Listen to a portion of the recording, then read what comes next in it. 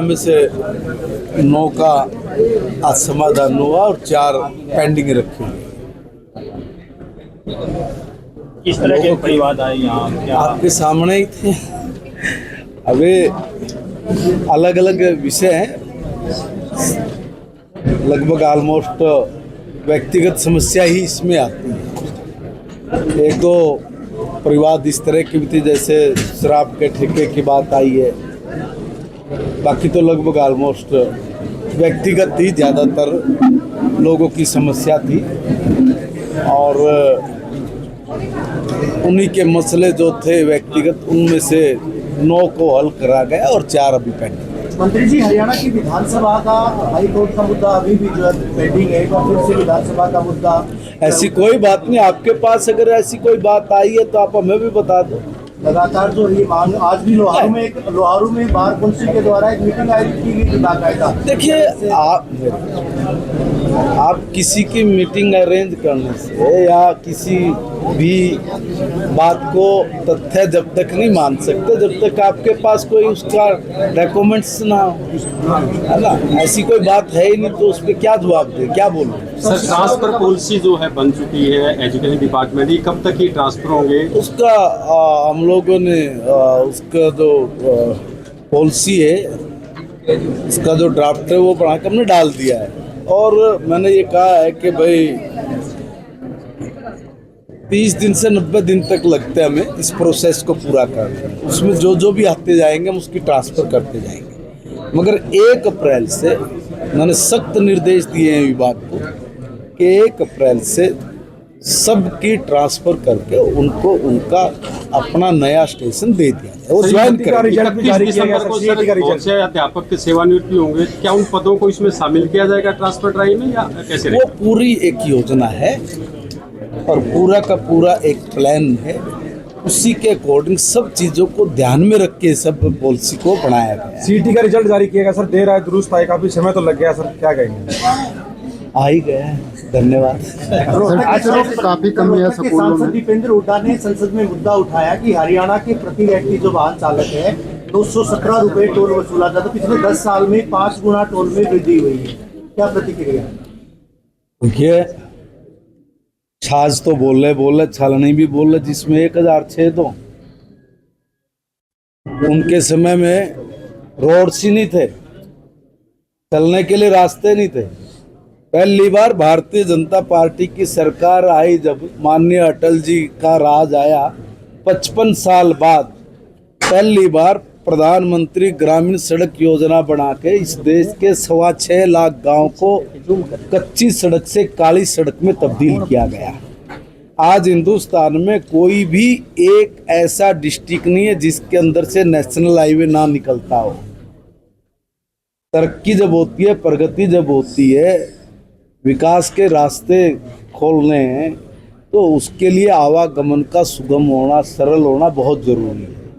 इन लोगों के पास कहने सुनने के लिए कुछ नहीं है, इस तरह के ऊट पटांग बात करके ध्यान आकर्षण करके मीडिया में जगह पाने के अलावा कुछ नहीं कहते ही है। स्टूडेंटों के लिए सर ऑनलाइन हाजिरी भी लगाई जाएगी एआई के माध्यम से, कब तक लागू हो जाए फेस? जो देखिए, अभी कुछ चीज़ों पे काम जारी है, उसका पहले कुछ भी बोलना अभी ठीक। एचटेट का रिजल्ट चर्चा में है कि रिवाइज किया गया, 1284 बच्चे एक्स्ट्रा पास कर दिए गए। वो देखिए, कुछ चीज़ें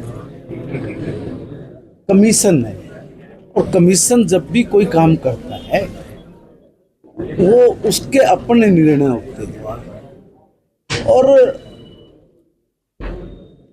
वो कोई गलत नहीं होते।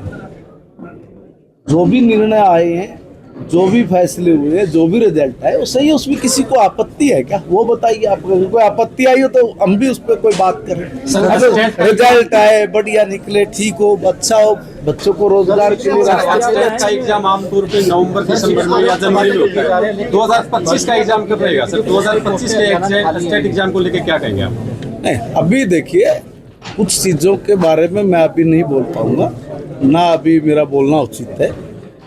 जैसे ही उसकी नोटिफिकेशन होगा, डेट आएगी तो सबको पता लग जाएगा। सर, गन कल्चर पे हरियाणा सरकार प्रतिबंध लगा रही है, मनीषा नाम की लड़की थी कैथल की, चीज़ पे गन कल्चर पे, और वो उसकी जो बंदूक में गोले डालती नजर आई है, वीडियो वायरल हो रहा है। मनीषा जो कैथल से बॉक्सर है अंतर्राष्ट्रीय अर्जुन अवार्ड भी है, क्या कहेंगे? देखिए, मैं एक निवेदन करूँगा, कुछ चीज़ें इसलिए हैं कि आत्मरक्षा, और आत्मरक्षा भी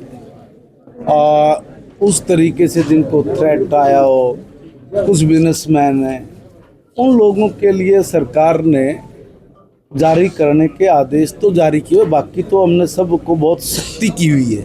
आपके भिवानी में भी बहुत लोग मुझे भी अप्रोच करते हैं कि जी ज़रा एक बार एसपी साहब को बोल दो, डीसी साहब को बोल दो, मगर हमने उस पर बहुत सख्ती की हुई है और आवश्यक ज़रूरी जो हैं, जिनको ज़रूरत है, उनके लिए ये चीज़ें होती हैं। मैं तो ये निवेदन करूँगा अपने सब यूथ से भी कि हम थोड़ा समझ के चले, संभल के चले तो ज़्यादा। सरकारी जो स्कूल है उनके जो हालात है, भवन है उनके काफ़ी जर्जर हैं, अध्यापकों की कमी, तो क्या मानते शिक्षा का जो ढांचा है उसमें सुधार की जरूरत है, किस प्रकार से किया जाएगा? देखिए, सुधार की हर वक्त गुंजाइश रहती, सब जगह, एक एजुकेशन में नहीं। अगर मैं ये कहूँ कि 2014 में जब भारतीय जनता पार्टी की सरकार बनी, उस वक्त हमारा जो 10वीं का रिजल्ट था 31% था और प्राइवेट स्कूल का 54% था। आज अगर हम 2024 में खड़े होकर बात करते हैं तो सुधार की बात तो ये है कि आज प्राइवेट स्कूल का भी रिजल्ट 54% से 95% पहुंचा है। और बता रहा हूँ भाई, आप सुनिए ना भाई, अब उसका भी सरकारी स्कूल का भी 95% तक गया। एक बात। दूसरी बात ये कि जहाँ भी जर्जर की आप बात करें, ऑलमोस्ट मैंने लगभग मान के चली कि 70% से भी ज़्यादा स्कूल्स की हमने सबके एस्टिमेट मांगे और मैक्सिमम पे हमने पैसा भी डाल दिया है। और जो मूलभूत जो ढांचा है, जैसे टॉयलेट है और पीने के पानी की व्यवस्था है, ऑलमोस्ट हमने 90% ये सारी कवर कर दी है। हम लोगों ने अभी भी लगभग हर जगह पे जहाँ भी आवश्यकता पड़ रही थी, हर जगह इतने कमरे बना के दिए, मगर क्योंकि बरसों तक बहुत पुराने स्कूल थे और वो स्कूल कभी, मुझे नहीं लगता कि भी गवर्नमेंट के बनाए हुए होंगे। मैं इसमें कोई वो नहीं कर रहा, ना किसी पे कटाक्ष कर रहा हूँ। बहुत पहले हम भी देखते थे गांव में कि हमारा गांव के लोग वही अपने इन स्कूल्स की बिल्डिंग और वो सारी चीज़ें बनाते थे। वो बहुत पुराना स्ट्रक्चर जो हुआ है, मैंने उस पर निर्देश दिया है कि जो भी ऐसी बिल्डिंग्स हैं जो जर्जर है, उनकी 1 महीने के अंदर जो बाकी बची हुई है, बाकी कर दिए, जो बाकी बची हुई है उनकी भी रिपोर्ट हमें सबमिट करें ताकि हम लोग उस पर भी कार्रवाई शुरू कर सके और उसको विभाग से डैमेज हम लोग को अध्यापकों की जो कमियां है सर, खास कर देखिए, मैं कहना चाहूँगा, अध्यापकों की कमी बोलने के लिए लगती है। हमने कहीं भी किसी भी सब्जेक्ट्स का कोई कमी छोड़ी नहीं है। हमने उसके वैकल्पिक व्यवस्था बनाई और वैकल्पिक व्यवस्था बना के हमने बच्चे का जो सब्जेक्ट है उसका पूरा करवाया है, उसका कोर्स पूरा किया है। फिर भी हमें भी ध्यान में, उसके लिए हमने HPSC को भी वो भेजा हुआ है और वो भर्ती करने की जो प्रक्रिया वो सारी जारी है। मंत्री जी, कांग्रेस की सद्भावना यात्रा चल रही है। भूपेंद्र सिंह हुड्डा नेता प्रतिपक्ष लगातार कहते आए थे कि कांग्रेस जो है सत्ता के मुहाने पर थी, लेकिन किसी वजह से छिन गई। लेकिन कल ब्रिजेंद्र सिंह ने रोहतक में कहा है कि कांग्रेस सत्ता के करीब ही नहीं थी। कांग्रेस की गुटबाजी का कितना फायदा बीजेपी को? कांग्रेस की गुटबाजी का हमने फायदे की बात नहीं है, उनका कर्म, उनका कृतित्व वो लोगों को समझ में आ गया। 10 साल में, 10 में क्यों, उससे पहले भी कांग्रेस रही है। कभी कांग्रेस ने इस स्टेट को, जबकि NCR में हमारा बहुत बड़ा एरिया आता है, दिल्ली के हम लोग नज़दीक हैं, एक प्रोग्रेसिव स्टेट बनना चाहिए था जहाँ तरक्की और विकास के रास्ते खुलने चाहिए थे। उस पर कभी कोई पॉलिसी बनी ही नहीं। उन लोगों ने तो डिलरी की है ना भाई, उन लोगों ने तो किसानों को डराया है, धमकाया है, सेक्शन 4 लगा देंगे, फला लगा देंगे, डीलर भेजना, इस तरह की दुकानदारी करने वाले लोगों को वास्तव में इस चीज़ की चिंता की ही नहीं कि किसान के लिए क्या करें, गरीब के लिए क्या करें, मजदूर के लिए क्या योजना बनाएं, कैसे हम लोग विकास के रास्ते खोल सकते हैं, रोजगार के लिए हम लोग आगे किस प्रकार की स्कीम पॉलिसीज लेके आ सकते हैं। इन्होंने कभी ध्यान दिया नहीं और वो लोगों को समझ में आया। वो तब समझ में आया जब हरियाणा में वातावरण बना, अब जैसे आप लोगों ने कहा कि भाई एजुकेशन में एकदम वातावरण चेंज होगा, कुछ चीज़ें वातावरण के साथ चलती है। हमारे बच्चों ने पढ़ना इसलिए छोड़ दिया कि भाई कोई फायदा नहीं है पढ़ाई का, या तो मेरे घर में सफेद कुर्ता पजामा टंग रहा और नोटों की बोरी हो, पिंडोकली मारूंगा, किसी भी नेता पे जाऊंगा, जाके अपना काम कराऊंगा।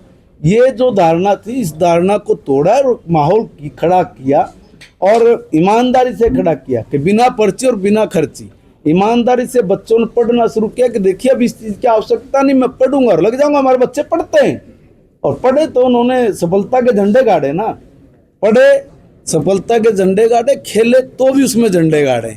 इसलिए आज हरियाणा प्रदेश का हर बच्चा अपने करियर को लेके बहुत उत्साहित है। सर, आप कह और रहे हैं सरकार भी उनके उत्साह को बढ़ाने में और उनके लिए रास्ते खोलने में कोई कसर नहीं छोड़ आप कह रहे बिना पर्ची खर्ची के, राम कुमार गौतम कह रहे हैं कि HKRN में पर्ची खर्ची होनी चाहिए, बीजेपी के नेता कार्यकर्ताओं के बच्चे लगने। देखिए, मैं व्यक्तिगत आदमी भी किसी के भी कोई टिप्पणी नहीं करूंगा। हम लोग फिर वो हो गया क्या, उन्होंने कहा कि हो गया भैया, हुआ हो तो वो बोलो, तो मैं कुछ सर हायर एजुकेशन में हमारी हरियाणा सरकार ने एक लोकप्रिय कर्मचारी कल्याण की एक NPS OPS की योजना शुरू करवाई है 8/5/2023 के अनुसार। सर मैं उसमें बात करूँ सर, ठीक है, मैंने किसी हद तक HPSC में सर एग्जाम हुआ था लेक्चरर का, कॉलेज का 413 पदों के लिए, स्क्रीनिंग 151 को सिर्फ वहाँ चयन किया गया है। तो ऐसे में इतने पद खाली रहेंगे, जबकि नेट PhD बड़ी संख्या में बच्चे वो प्रोटेस्ट HPSC मैं समझ गया। HPSC ने इस पे 2